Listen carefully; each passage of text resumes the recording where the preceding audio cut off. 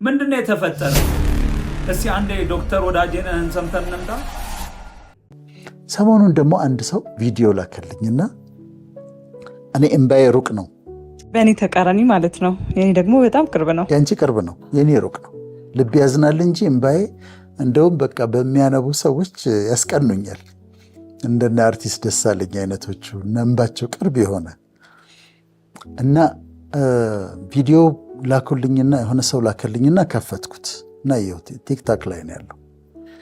አንድ ልጅ ምንድነው የሚያደርገው? በጣም ችግረኛ ህፃናትን ባለጫማው ነው የሚባለው ልጁ። በጣም ችግረኛ ህፃናትን ይፈልግና ትምህርት ቤት እየሄዱ ብጥስጥስ ያለ ነጠላ ጫማ ያደረጉ ልጆች ወይም ደግሞ ባዶ እግራቸውን የሆኑ ልጆችን ያስቆማቸውና ቁጭ አድርጎ እግራቸውን በእርጥብ ፎጣ ይጠርግና አዲስ ካልሲ ያደርግላቸዋል፣ አዲስ ጫማ፣ አዲስ ስኒከር ያደርግላቸዋል።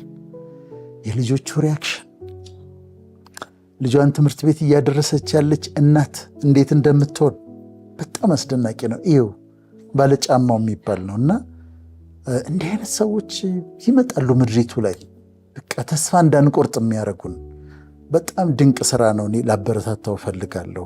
ሳፖርት መደረግ አለበትና ስታየው ነው የሚገባሽና እኔ አንደኛውን አይቼ ጫማውንም አረገለት።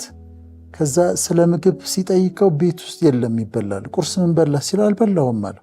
ለምን ሲለው የለም ይበላል። እናትየውም ስጠይቅ የሚበላ ነገር የለም። ከዛ ፈንድሬስ ያደረግላቸው ደግሞ እርዳታ ብሎ አይደለም የፍቅር ስጦታ ብሎ ነው የሚያደርግላቸውና እንዲህ አይነት ሰዎች ያስፈልጉናል። ህዝብ መካከል በጣም በጣም ህይወታችንን ያሳምሩታል፣ ብርሃን ይሆኑልን። ከአንደበትህ የሚወጡት ቃላቶች ደግሞ አካል አላቸው፣ ይንቀሳቀሳሉ እና ውስጥን ያንጻሉና እጅግ በጣም ዶክተር አመሰግናለሁ። በባለጫማው ስም እጅግ በጣም አከብረሃለሁ፣ እወድሃለሁ። ብዙ ትውልድን የምታነጽ የብዙ አይምሮም የምታስተካክል ቀና ኢትዮጵያዊ ነህና እኔም ሳላመሰግን አላልፍም። እኔ ደግሞ በአንተ አንደበት መጠራቴ እጅግ በጣም እውነት ደስ ብሎኛል ዶክተር፣ እግዚአብሔር ያክብርልኝ። ያው ባለጫማው አንድ ጫማ ለአንድ ተማሪ የፍቅር ስጦታ ነው እንዳልከው።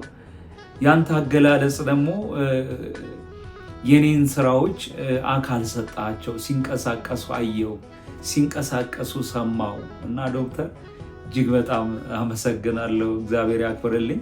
ብዙ እንድሰራ ነው ያደረከኝና እና በምታደርገው ነገር ለትውልድ በምትሰራው ነገር እጅግ በጣም ላመሰግን እወዳለሁ። ምክንያቱም ማይንድ ላይ የሰው ማንነት ላይ እና ባህሪዎች ላይ ስትሰራ ያለውና ሌሎችንም ወጣቶች ደግሞ እንደዚህ ተደብቀው የሚሰሩ ወጣቶች አሉ። እነሱንም ደግሞ እንድታበረታታቸው ስል ጥሪ ላንተ አቀርባለሁ።